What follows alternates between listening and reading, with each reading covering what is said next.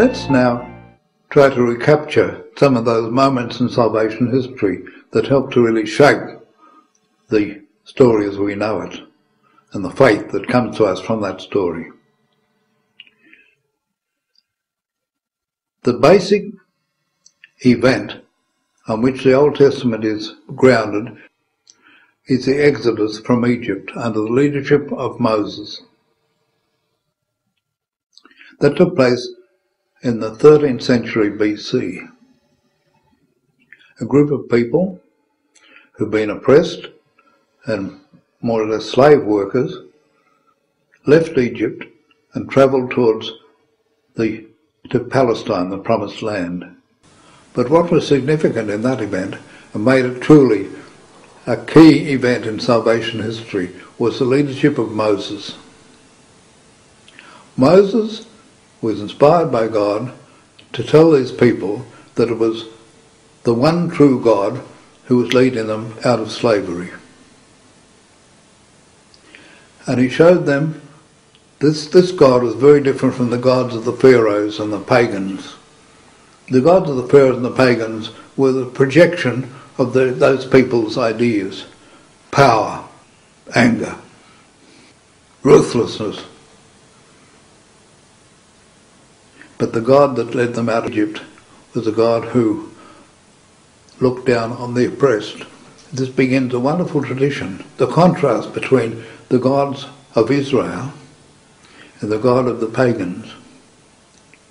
See, there's a great contrast between salvation history of our Judeo-Christian tradition and the mythologies of pagan peoples. All peoples of the world who've had a culture that sought to understand life and the meaning of life have developed mythologies. As they look at the frustrations, the sufferings, the anomalies, the injustice of the world, the tragedy of human existence, suffering of so many people, they try to understand what it means. And very often they try to understand it in terms of the gods who are running the world.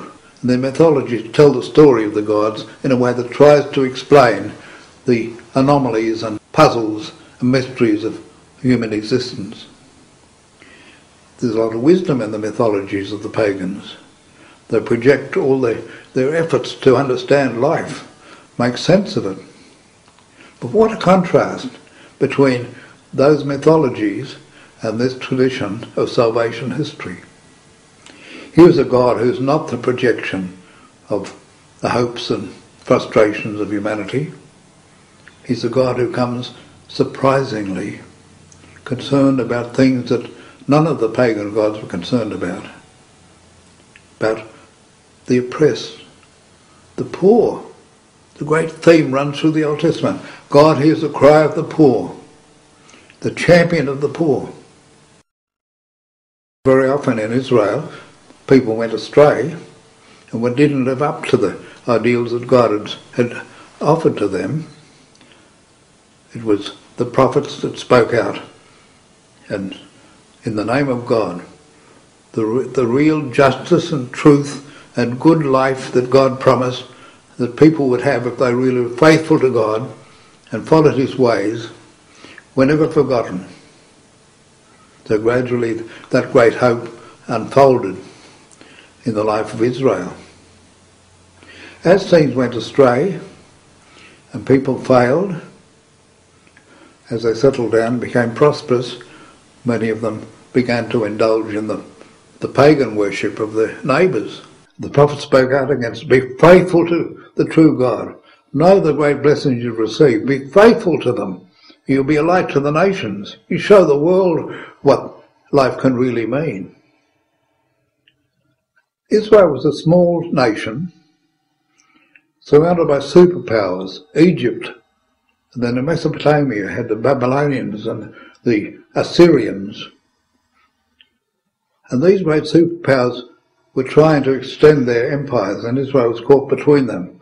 Eventually, Israel was overrun, and the leaders of Israel were taken to Babylon in captivity, and many of the people were taken, and Jerusalem was destroyed, a terrible trial to Israel, terrible test to their faith and trust in God.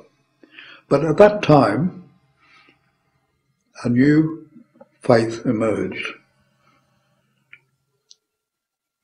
With this terrible prospect of the apparent destruction of Jerusalem and all they stood for, they turned back to God and renewed their faith and trust in God. Now, after the captivity and exile, the people lived for 6 centuries under occupying powers, never regained their full freedom. And when Jesus came, that was the situation in which he came. That explains some of the tension and the anguish of the people in the time of Jesus, and their hope for something to happen, and looking forward to the new David, the new Messiah that would come and lead them to a new life. In Jesus Christ, salvation history now takes them a tremendous leap forward. Israel was promised by God through the prophets a boundless future, a future filled with joy and hope and life, prosperity, goodness, justice, faithfulness, a new Jerusalem, a new heaven, a new earth even. There were boundless expectations, a new covenant, a new temple. Then Jesus now is the fulfillment of all those things.